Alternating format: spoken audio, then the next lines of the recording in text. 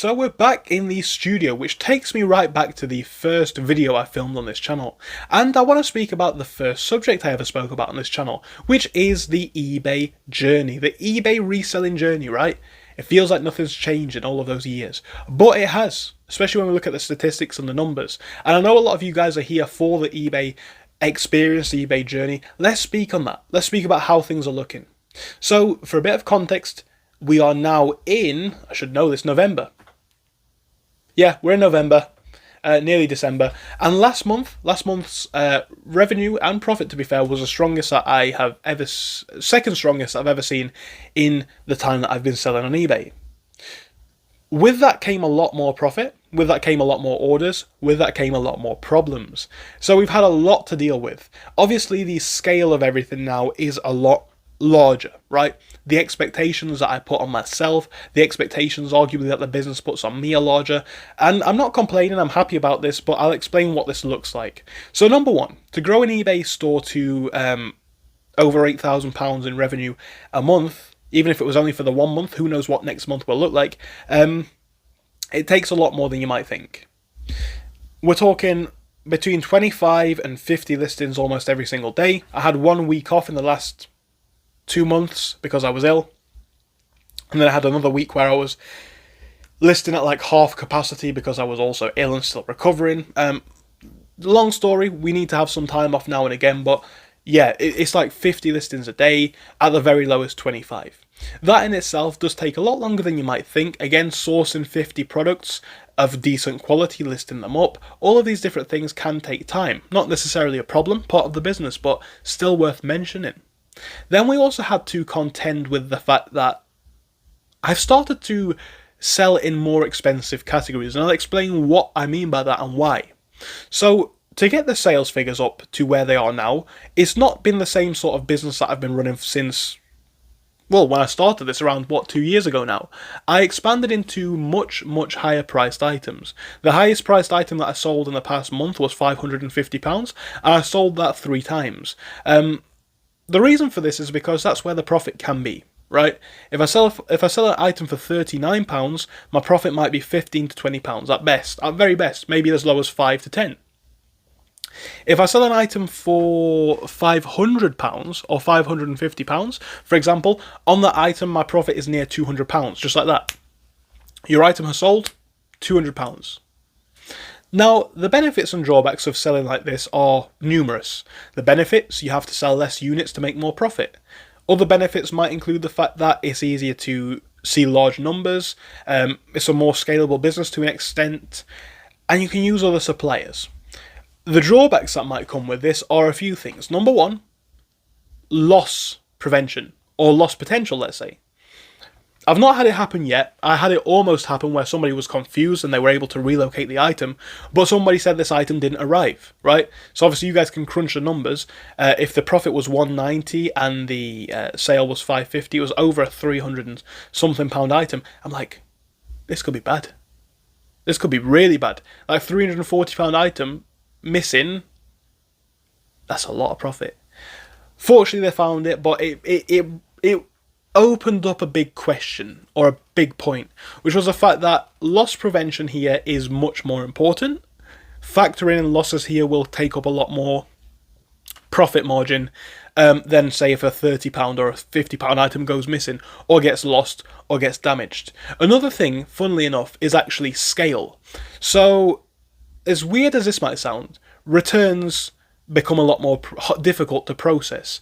When I'm selling small, cheap items, I might sell something like, obviously I know what I sell, but I'm going to give examples, because obviously I'm a dropshipping store, I'm not going to tell you the products, that you guys can do the exact same thing. I might sell this tripod that I'm filming on right now. How easy is it to ship that tripod? Very, very easy. You get one of the mail bags that's padded, you ship it off, maybe £3-4 to send it or return it. Very simple. With these items of high hundreds of pounds, you're looking at big bulky items, sometimes as large as this set of drawers that I'm filming on. Large items, where you have to haul them into the car, take them down to the post office, and then return them that way. If your supplier pays for your returns, easy. If they don't, you could be out of a bit more money. So everything at this end of the game is a lot more high stakes. Naturally, you stand to make more money, but you also stand to lose more money. You stand with more risk, but obviously you then have to sell less units to make profit.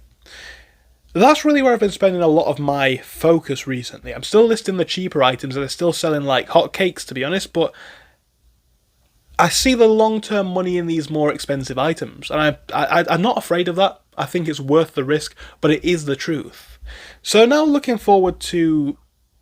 In fact, no, first we'll speak about a few other problems. Not to complain, but I want to give you guys a reality of it is. Just a lot more everything, right? Some good, some bad.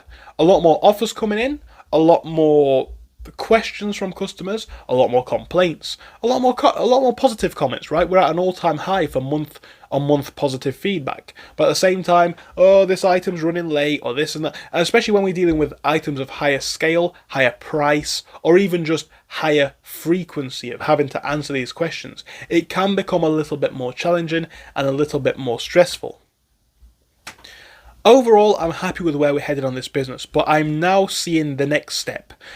It's funny because when I started this eBay journey, it was all about trying to make just enough to have a bit of extra savings or money. Now we're touching on potentially a 90-day total of £20,000-30,000 or more. It's obviously now not a joke. It can't be run like a small part-time thing. It can be, but it's not going to grow at the same degree. And of course, I don't know what my long-term eBay mission is going to look like. Maybe this is just going to be a stepping stone business, and I'm going to make like 30, 40, 50k or less, and just invest that or move on to the next thing. But I'm going to try grow it as much as I can. And I don't know what the future's looking like, but I'll say one thing. Look, to move this on to the next step, we're going to need to scale. And people might say, why don't you think about moving on to employing remote workers from cheaper countries to do the work for you? At this stage, I can still do it all myself. I still don't mind doing it all myself. I actually enjoy it. I'm learning more. I'm seeing a different scale that I have never seen before. But am I going to act like it's not coming with new stresses, challenges, logistically, physically, time-wise as well? It's coming with new stresses. Yeah? Not a problem. Not a problem at all. This is a dream. The concept of just selling a few things online, we're talking like 150 things, but selling a few things online and making enough to live on is crazy. It's crazy. And I'm loving it. But scale it up by 10 times, benefits go up by 10 times, drawbacks go up by 10 times, right? 10 times more challenges, 10 times more issues. Not that I'm complaining. Obviously, like I say, record profits, record high feedback, all these great things. But there is another side. It's not a problem, it's good, but yeah. So, that's the latest with the eBay. Just a little update, because I know a lot of you guys are really interested on this part of the journey, on this story. And I wanted to share it with you, right? I know a lot of the old, hardcore viewers from a long time ago are here from the eBay videos. And I want to just keep you guys updated. Perhaps there's less interesting content than it was previously. I don't know. It seems like the other content is doing better, but I still want to keep the mission known about, right? Because I spend all this time talking about online money and all these things. Whilst I am actually doing it myself, people may not realise it, but I am. And this is a scale that we're at now.